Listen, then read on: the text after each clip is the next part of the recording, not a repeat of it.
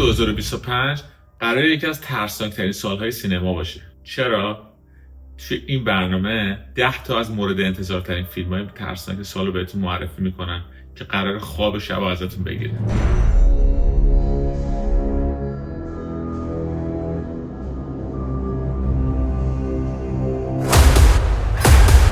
خوش اومدید مووی دیلر. قبل از معرفی فیلم‌ها می‌خواستم یه نکته دیگه باهاتون در میون بذارم. می‌خواستم از تک تکتون تشکر کنم. از همه شمایی که ویدیو رو می‌بینید، به اشتراک می‌ذارید، برام کامنت می‌ذارید، کامنت‌های فوق‌العاده با انرژی. شما نمی‌دونید که این کامنت‌ها توی این راه چه کمکی به من می‌کنه. من نمی‌دونم از کدوم شهر، از کدوم کشور ویدیوها رو می‌بینید. لطف کنید برام بنویسید توی کامنت‌ها. خیلی خیلی خوشحال میشم که بدونم از کدوم شهر و کشور هستید. مطمئن باشید این انرژی و حمایت شماست که باعث میشه من قوی‌تر تو این راه ادامه بدم. دم همتون گرم، دست تک تکتون رو میبوسم. برو بریم 10 تا فیلم مورد انتظار تو سال 2025 قراره با هم بتره. یه نکته دیگه، این لیست به ترتیب نیست، ترتیب اکران یا ترتیب فیلمایی که من انتظارشون رو میکشم، ولی من فکر میکنم این 10 فیلم از مورد انتظار ترین ها هست. مسلما فیلم های ترسناک دیگه ای هم در طول سال میاد، از کشورهای دیگه هستن، قطعا راجبشون صحبت میکنم، قطعا خودم منتظر و همچنین پیگیر هستم که فیلم هایی که کمتر دیده میشه رو مثل همیشه اینجا معرفی کنیم. ولی این 10 تا مسلما قراره که بزرگترین و مورد انتظار ترین توی سال 2025 باشه.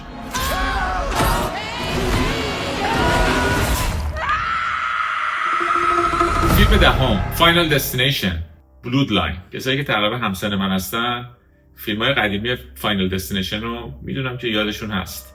اوایل 2000 بود. سالهای سال ساخته نشد تا اینکه امسال بعد از 14 سال یه فیلم جدید از این مجموعه داره میاد. منم خودم خیلی انتظارشو میکشم. پس برو بریم. بعد از موفقیت فیلم فاینال دستینیشن 5 تو سال 2011 خیلی منتظر بودن که جدیدترین نسخه‌اش 1-2 سال بعدش بیاد. ولی یه وقفه افتاد. بالاخره کار استودیوها، کرونا و کلی اتفاق دیگه افتاد تا این پروژه یه جورایی به کنار بره. ولی امسال فیلم برگشته. منتقدات و بازخوردهای اولیه از فیلم خوششون اومده.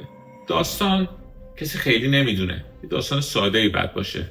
تقریبا مثل همه فیلم‌های دیگه فاینال دستینیشن. ولی چیزی که جالبه اینه که این بار با یه فیلم خیلی خونی‌تر طرفیم. مثل اینکه حسابی قراره شوکه بشی.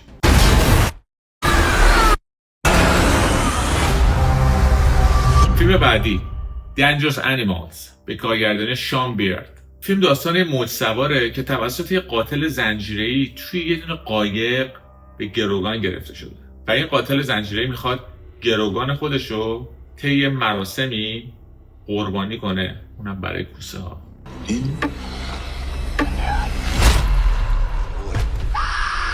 از این کارگردان چند سال پیش فیلم Loved Ones و دیوید کندیو داشتیم. 2 تا فیلمی که در نوع خودشون قابل قبول بودن. همین 2 فیلم باعث میشن که یه جورایی انتظارمون از این فیلم بره بالا. تریلر خیلی درگیر کننده ای هم داشت. من که به فیلم امیدوارم. کسایی که به کوسه، دریا و کلا اینجور فیلم‌ها علاقه دارن، این میتونه گزینه جالب براشون باشه.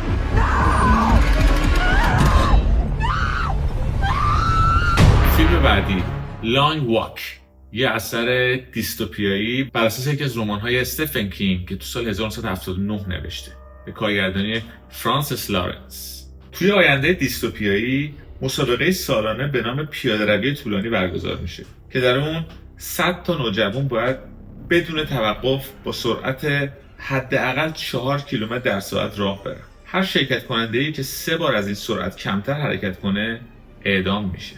مسابقه تا زمانی ادامه پیدا میکنه که تنها 1 نفر زنده بمونه و برنده جایزه بزرگ میگیره.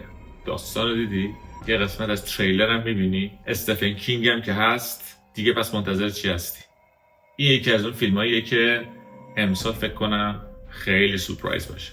یه نکته خیلی کوچیک، فرانسیس لارنس فیلمای هانگر گیمز رو ساخته، کارگردان اون بوده، پس این فضا احتمالاً براش کاملا آشناست. منم بهش امیدوارم. یکی دیگه از فیلمایی که خیلی بهش امید دارم اسمش هست Bring Her Back، برش گردن.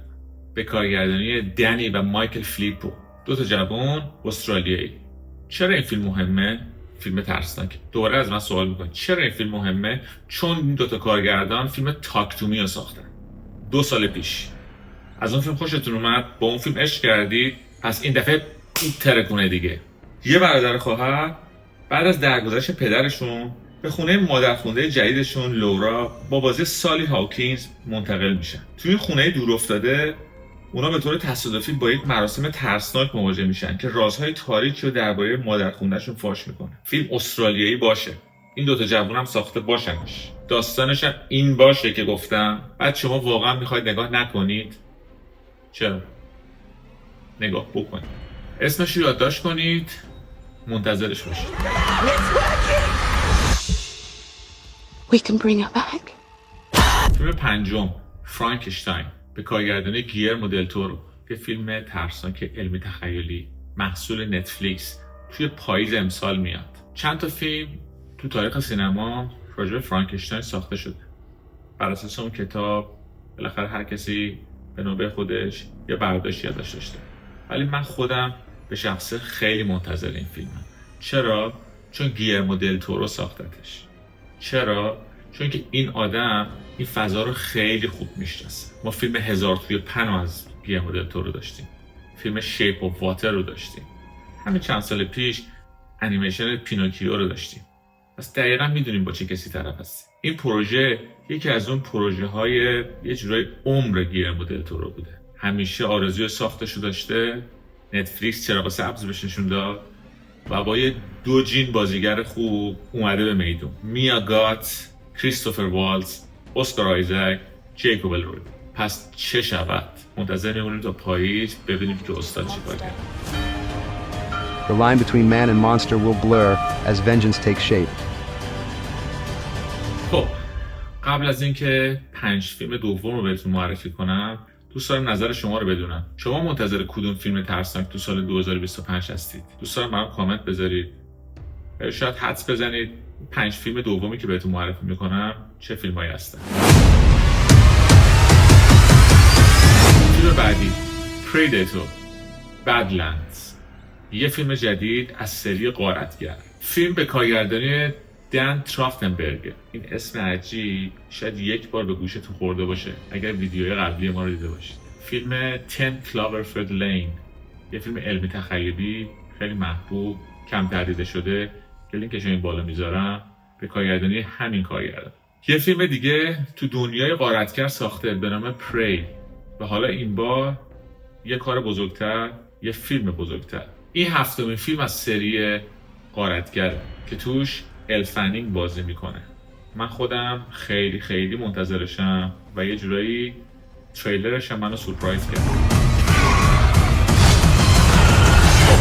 داریم کم کم به آخر لیست نزدیک میشیم. فیلم بعدی توگیدر، با هم، فیلم به کارگردانی مایکل شانکس و بازی دیو فرانکو و آلیسون بری که این 2 شخص تو زندگی واقعی هم زوج هستن. میلی و تیم با بازی آلیسون بری و دیو فرانکو پس از 10 سال زندگی مشترک برای شروع تازه به حومه شهر نقل مکان میکنن، در حالی که رابطه اونا با چالش‌های مواجهه.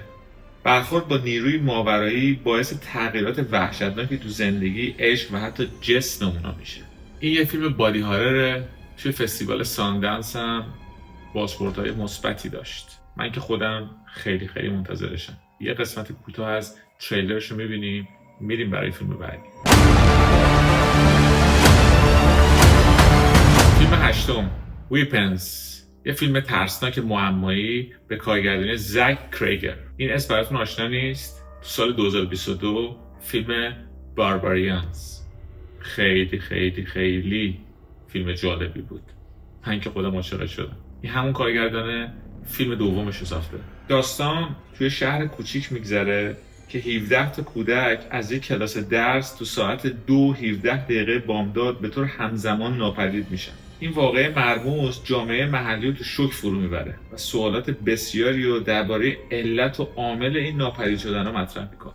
از این عجیب غریب‌تر ساعت 2:17 همه رفتن بیرون. جاش برولین و جولیا گارنر از بازیگری اصلی فیلمه، ولی من فکر کنم خیلی مهم نباشه برای اینکه اصل کار همون کارگردان و نویسنده است. بریم داشته باشیم 2 فیلم آخر لیستمون، مورد انتظار ترین فیلم‌های ترسناک سال 2020.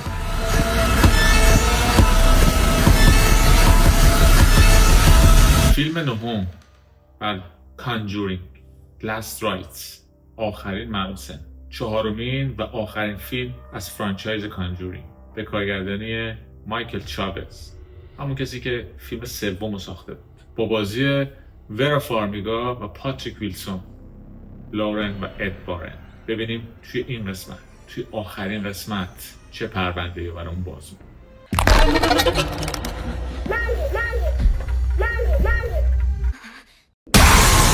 توی خلاصه داستان فیلم اومده که 5 سال بعد از واقعه فیلم سوم تو سال 1986 یه جورایی این زن و شوهر میخواستن به بازنشستگیشون فکر کنن، این کارو کنار بذارن، ولی یه پرونده همه چی رو زیر رو میکنه. من فکر میکنم هر کسی که بیننده ویدیوهای ماست، هر کسی که فیلم‌های ترسناک دوست داره، کانجورینگ رو دوست داره. پس این شما و این یکی از مورد انتظارترین فیلم‌های ترسناک سال.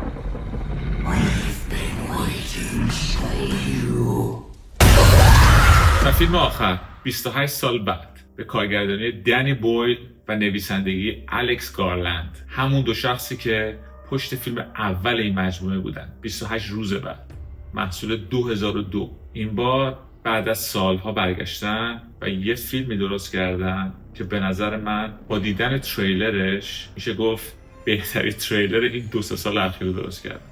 میگه واقعا 10% 20% هم به اندازه این تریلر این فیلم جذاب باشه، کار خودشی کرد.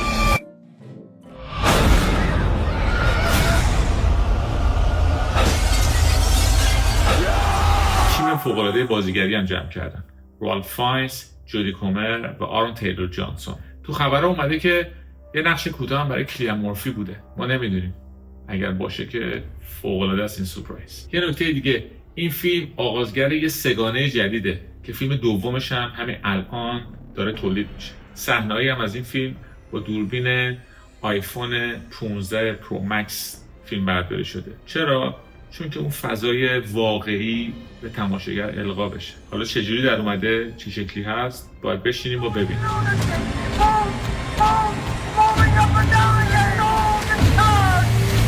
در آخر لایک، سابسکرایب و زدن اون زنگوله برای فهمیدن جدیدترین ویدیوها. قربون همتون، تا برنامه بعد.